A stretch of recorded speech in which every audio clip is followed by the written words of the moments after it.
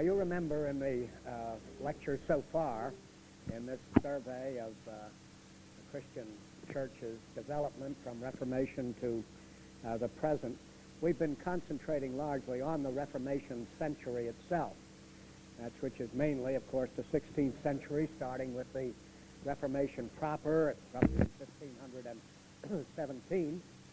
And then we have noticed how the Roman Church reacted to it in the Council of Trent, ending in 1564, really, the death of John Calvin, so it makes a significant time span there. We've also looked at the Anabaptistic reaction within Protestantism, and then concluded our early studies with a transitional examination of the hardening of the lines between the two main branches of the Reformation, namely the Lutheran and the Calvinistic. As I mentioned before, in the 1530 Augsburg Confession, drawn up mainly by Phillip Melanchthon with Martin Luther in the background, still under an arrest warrant from the emperor, not safe to appear at Augsburg, but nevertheless reading the document and approving it. That Augsburg Confession of 1530 was a kind of Apostles' Creed of the Reformation that Lutherans and Calvinists alike agreed on, and was a genuinely ecumenical Protestant creed. But differences developed not only with the Anabaptists, but between the Reformed and the Lutheran also, and we noticed a particularly sharp confrontation in the 1592 visitation articles, Saxon visitation articles, when we considered the false and erroneous doctrines of the Calvinists as seen by the Lutherans. That's all we've had time for. I've ruminated around the area and dealt with questions generally related to it, but time is limited, so we have moved that way. Now, the period we're examining in this month of April here, beginning today, is the generally referred to as the era of Pietism, and what it amounts to is a sort of reaction against this hardening process that we examined in the Lutheran Calvinistic confrontation, and the hardening of the Orthodox lines in both the Lutheran and the Reformed tradition.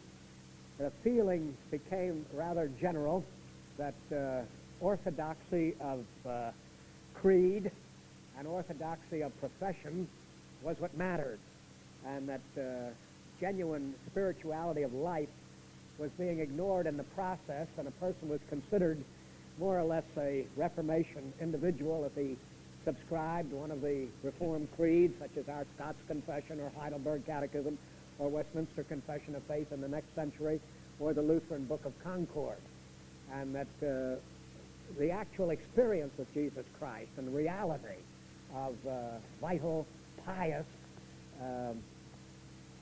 awareness of the Spirit of God was being lost in the process. Now, what we're looking at this morning is the reaction to that development as it was felt by many, and I think in the whole was true. It's sometimes exaggerated and caricatured, especially by people who hate doctrine at all. Anything doctrinal is suspicious.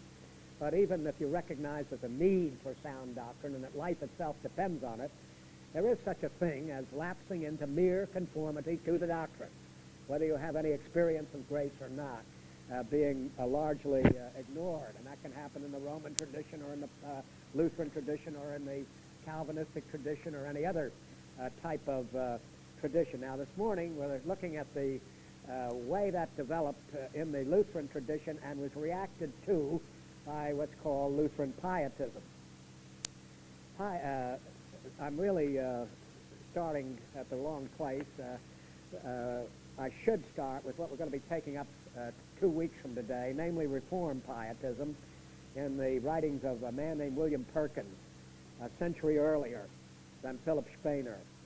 I should be doing that. The reason I'm not doing it is that this emerges more immediately and directly and easily seen out of the Reformation than the other. And also, Pietism, as a name in church history books, is associated primarily with Lutheranism and with this man, Philip Spener, and Hermann Franke, who came after him, but for whom we have no time. But so remember, this is chronologically a little out of joint. The principle's the same. And next week, when we take up John Wesley and the Wesleyan development vis-a-vis the Anglican Church, we're dealing with it in the Reformed tradition, because the Anglican Church, or the Church of England, was a Calvinistic church. Its book of prayer and its 39 articles are Calvinistic creeds that was affirmed by that church. There are differing shades, you understand, in Lutheranism and in Calvinism and all, but you recognize schools of thought. So the English church represents a Calvinistic branch of the church, and it too is developing a creed, and there's a feeling that as long as you were duly christened in the Anglican church and had been married there and received the Eucharist and were buried by the church, you were a child of God, whether there was any close examination of your life or not. Well, John Wesley, who was an Anglican rector, was reacting against that, and we'll look at his sermon on free grace next time as a sort of part of the Anglican English Calvinistic pietism, veering off into an Arminian direction.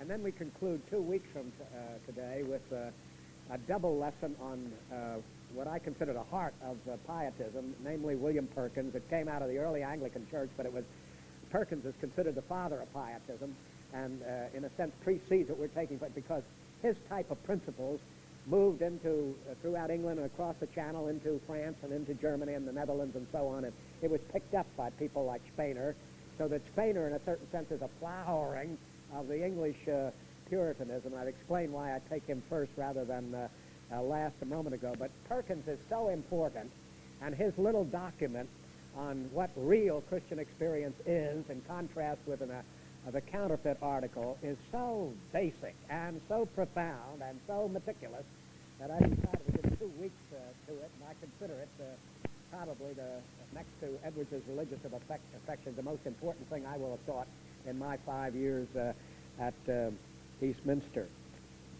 Let's take a look at this excerpt here, which you're not allowed to reproduce. Remember, same way with the material next week. The Perkins material is 17th century material. You can reproduce that by the thousands if you want to there, but this is copyright material. We're using it here, and you may make any notes you want on, but you do not reproduce this, please. So you can get the book. It's Nan Schreck's work on church history, published by Prentice Hall. You can easily find their address in any library and send off and buy the copy itself. I recommend it heartily because its selections are much larger than most books of selections have, and he not only has these brief paragraph introductions, but when he takes up a chapter, he gives about a 10-page introduction to the whole era. So among anthologies, I consider this probably the best, certainly for Reformation and modern time, and highly recommend it. But you do not have the right to reproduce this particular material. Phillip Jakob Spener, in writing on the spiritual priesthood of every Christian, Spener, I should say, was himself a Lutheran minister. His ministry began in southern Germany in Frankfurt, where he had his own awakening and did his own writing. Later on, he became a superintendent up in the Halle northern section of Germany, and as a good Lutheran, he felt that what I think I mentioned on another occasion was happening, that the Lutheran Church was generally preserving Martin Luther's great emphasis on pure Lehre or doctrine, but it also needed what Luther also emphasized, but was being forgotten, Leben also, not just Lehre or doctrine, creed, truth, orthodoxy, but experience or life as well.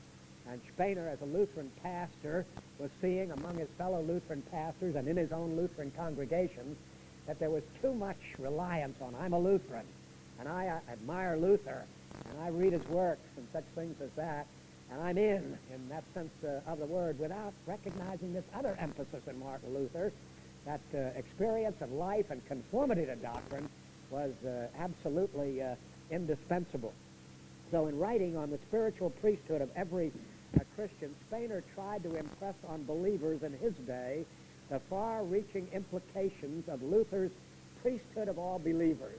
Those of you who've read any church history at all know that doctrinally speaking, next to justification by faith alone, Martin Luther is known most for his emphasis on the priesthood of all believers, which obviously is in contrast to the priesthood of the clergy against which he was reacting, but he was also reacting against that mentality within the Lutheran church to which he belonged. That is, that the priesthood belonged actually solely to the Lutheran ministry and not to the Lutheran people as well.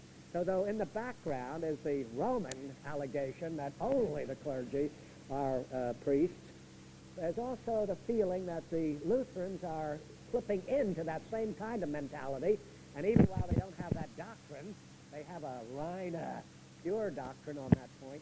They never kept teaching as if the teaching was done by the clergy alone, and they were the only priests, and the access to God was through them. In other words, even though they were a Protestant church, they were beginning to act as if they had never been reformed, and as if there was no real difference between them and the Roman church. He, Luther, published Pia Desideria, pious wishes, that means earnest wishes, in 1675, and 2 years later brought out a separate tractate on spiritual priesthood. The first of the selections which follow is from Pia Desideria, Devout Wishes, and the second is from the tractate of 1677, 2 years later, from the Spiritual Priesthood by Philip Spener, translated by Voigt.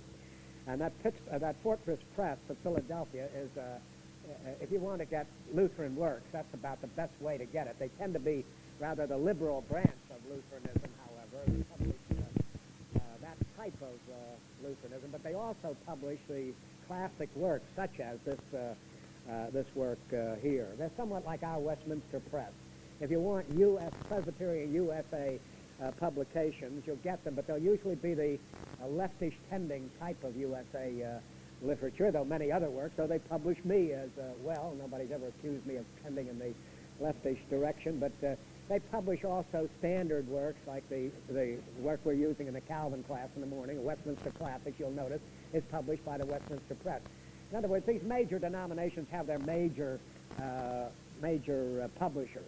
But because the major denominations are drifting away from center, the major publishers are publishing, for the most part, that kind of literature. But if you do want to know what more or less standard, general Lutheranism is saying today, the Fortress Press is about as good a source for getting it as any. Now to get in with this excerpt from Spener's 1675 work on pious wishes. Every careful reader of Luther's writings will have observed with what earnestness the sainted man stressed spiritual priesthood, by which not only ministers, but also all Christians have been made priests through the Redeemer, anointed with the Holy Spirit, and consecrated to spiritual priestly functions.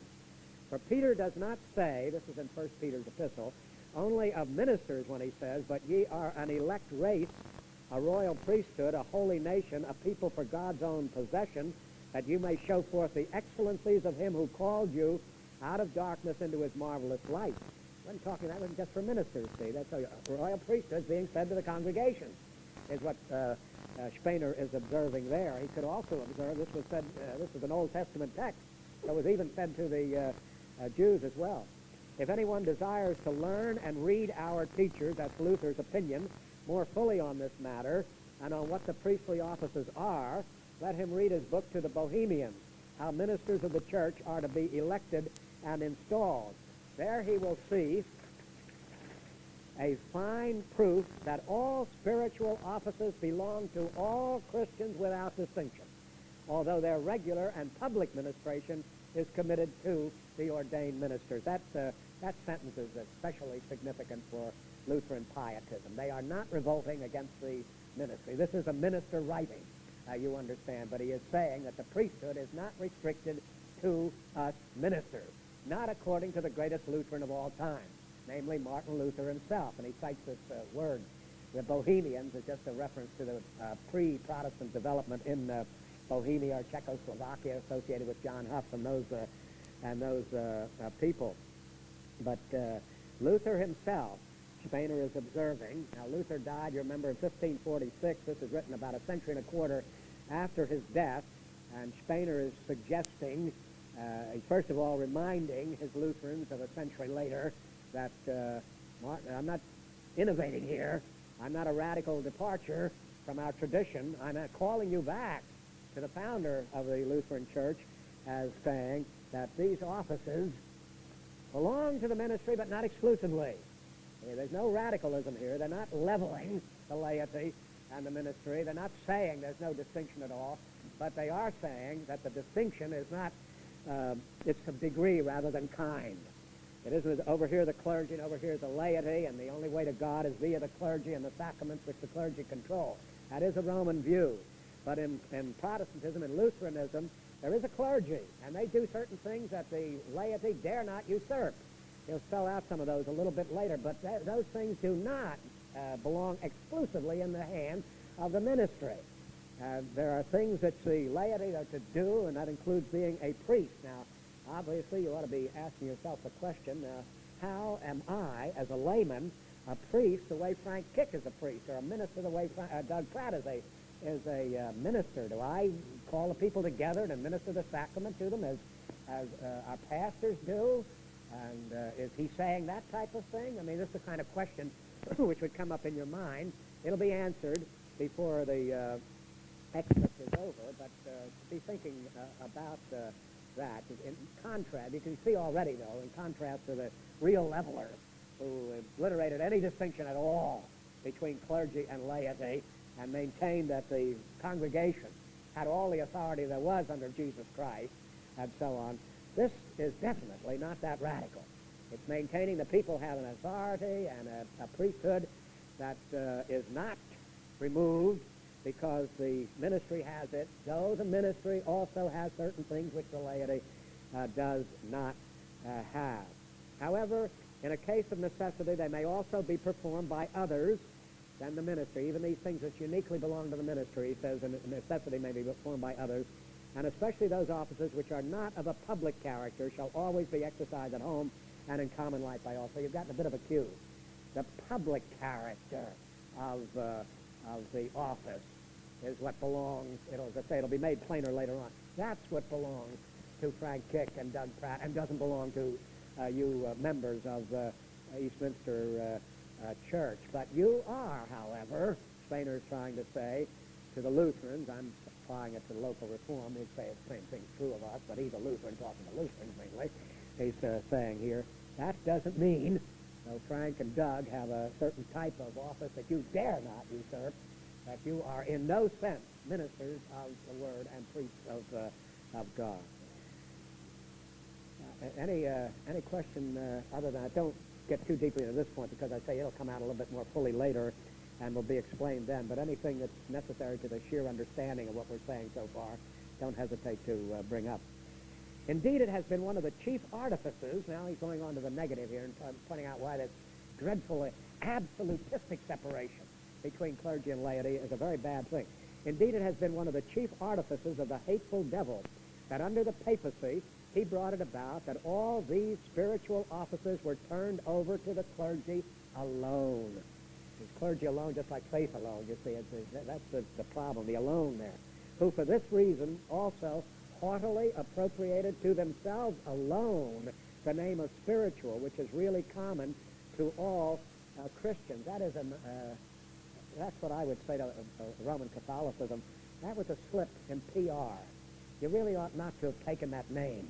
If you were going, you'd get away. I disapprove of what you're doing, but as a devil, I'm going to give you a little bit of a hint of how to do your nefarious activity a little bit better. Avoid the name. You immediately set up the flares. People notice that. You're saying he, priest, is a religious. She, a nun, is a religious, and all your people are going to say, am I not religious, and so on. Now, you can go ahead with that type of thing without alerting everybody to what's happening here. And he's pointing out that they arrogantly to assume to themselves the word religious. Now, it really is not even fair to their own position because they're not saying that their parishioners can't be religious. They're just simply saying they can't belong to the orders. I'm just teasing a little bit about the fact that from a PR standpoint, in which the Roman Catholic prelacy is an absolute past master, they must have taught Madison Street how to get along, Madison Avenue how to get along on the thing. Nevertheless, this is a bit of a blunder to use that word religious for those in the orders, because of the implication that others aren't. Now, they don't mean that implication. That's the ultimate irony. Other people can be religious in the sense of spiritual and more spiritual than the Pope. But nevertheless, the word religious, he's pointing out, you see, but Spener, I'm sort of pulling the lion's tail a little bit on, but Spener is absolutely serious about the fact that they have gotten so arrogant in their usurpation of unique authority that they actually have the audacity to call only such people spiritual. You see, that's what he's suggesting. Other Christians were excluded from these spiritual offices as if they were not proper for them earnestly to study the word of the Lord, much less to instruct, admonish, reprove, and comfort others, and to do privately what the ministers of the church have to do publicly, as though these were matters attached to their office alone. Now there again, of course, that's truly the case. Roman Catholicism does not approve of Roman Catholics reading the Bible unless they come to the church's official conclusion. Now, if there's any possibility of them coming to a wrong conclusion and not recognizing it's necessarily wrong, there's no change in that. The Pope offers indulgences for people who read the Bible a certain number of times, but the specification is always that you must recognize the only correct interpretation of the Bible is the official interpretation of the Bible. We ask you, the Protestant minister, for example, I urge you, just as Spener, to read the Bible. Be very careful, don't make any mistakes, and if you differ with your pastor, for example, assume you're wrong in the first place. It's much more likely that a man especially trained and having years and years of experience is right rather than you. But you may be right and he may be wrong. And you ought to talk, first of all, with him about it and so on. But don't assume because he's a minister, he's right, and you're a layman, you're wrong, and so on. Now, no Roman Catholic would ever say a thing like that. At the end of the Roman Catholic Church, if the laity ever got the impression, or they would say it's the more Protestantism in our ranks. If you ever got the impression, you remember when we went through Luther's case? It's Luther standing at Worms with his eternal and his temporal life in the balance, saying, I can't do otherwise. I've got to stand here. This is the way it seems to me. It makes no difference, even though he was a monk, what the church officially said. Well, that's what any true Protestant says. Now, Roman Catholicism has never taught anything other than this. It looks a little different because I say you read in certain Roman Catholic translations an urging of Roman Catholic people to read the Bible, but you have to understand that urging is that they read the Bible and docilely accept the interpretation of the church and recognize that if they have come to any other, they are necessarily wrong. And if they even entertain the idea that they're right, that is a damnable error. If they don't repent of it, they'll be lost forever. See, I know the local priest who doesn't say that. You get that local priest to sit here, you listen to me, give me 1 hour if necessary, it depends on how much he squirms, and I'll get him to confess before you. That's the case. They don't like to talk that way, and they don't want to be put on any hot seat and cross-examined by anybody.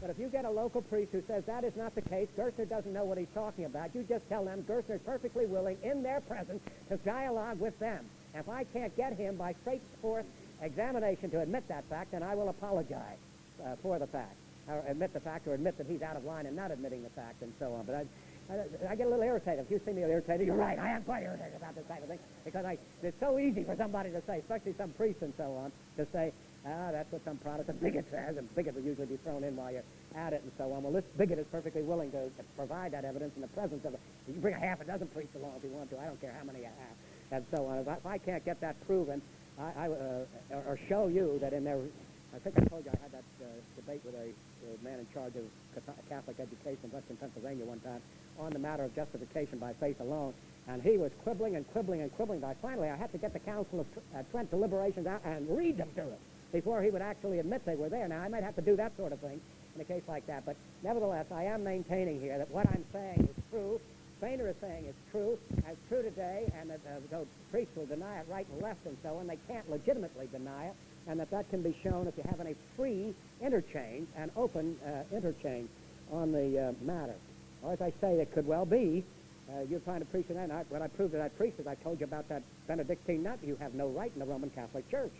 You're a liar by being there. You're professing something you don't really believe. I don't know how this would come out, but what I'm trying to show you, maintain here, is that statement is true, and it's still true, and that I can prove it. And if I find some priest who under examination will not prove, I'll prove to you that he's not a legitimate priest.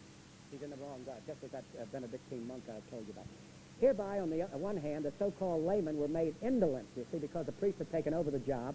The so-called laymen, they don't even like the word layman. That has a history, too, but I won't go into that unless somebody raises a question about it. But the so-called laymen were made indolent in things which ought justly also to concern them, from which resulted frightful ignorance, and thereby wild life.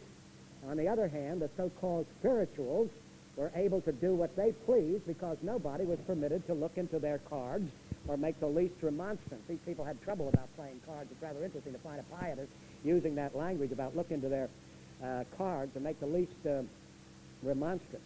This arrogated monopoly of the spiritual estate, together with the debarring of the laity from the Scriptures, was one of the chief means under the papacy by which papal Rome established, and where it still holds sway, maintains its power over poor Christians. Now, Spener's not writing this. This thing's been settled 100 years ago by Luther and the others because of the indictment of the Roman Church. He's trying to show that this is happening in the Lutheran Church. Hence, no severer blow could have been given to it than when Luther showed, on the contrary, that all Christians have been called to spiritual offices and are not only authorized, but if they wish to be real Christians, are in duty bound to fulfill them, although they are not called to the public administration of them, for which, in view of the equal right of all, appointment by the congregation is required. So you get a bit of a rationale here. But please notice, he's saying that Luther, and he's agreeing with him, and for what it's worth, I'm agreeing with both of them, and so on. You not only may read the Bible for yourself, you must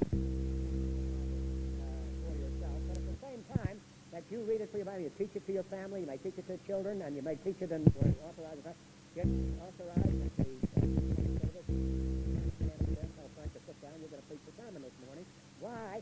The reason is, when Frank or anybody else gets into that pulpit there, he gets there to address the whole congregation.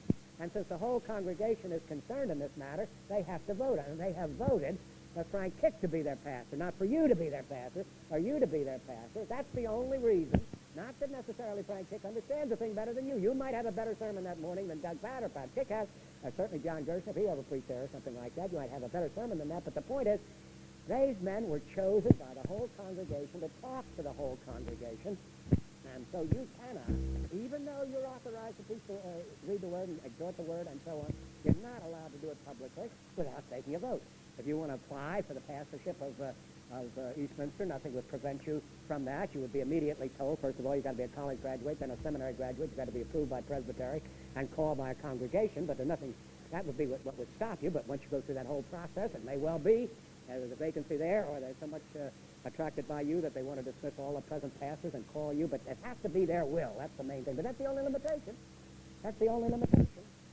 You can't do that. You can't take the public office without the public calling you to it. I mean, that's a straightforward type of reasoning there. Yes, John. There are people that would argue against that. There are Christians that would argue against that. Even that distinction between the public and the private, right? What is the biblical basis? Well, let's see, the laying on of the hands of presbytery, for example, it started with the apostles laying on the hands, as they went around and so on to people like Timothy and others who were sometimes called semi-bishops or something like that, semi-apostles. The apostles are the extraordinary officers. They first of all appointed certain people as liaison figures, but they specify in the book of the Acts, for example, that the people are to vote by the way. So we get from that the apostles have this authority from Jesus Christ. They were secondary officers, no successors to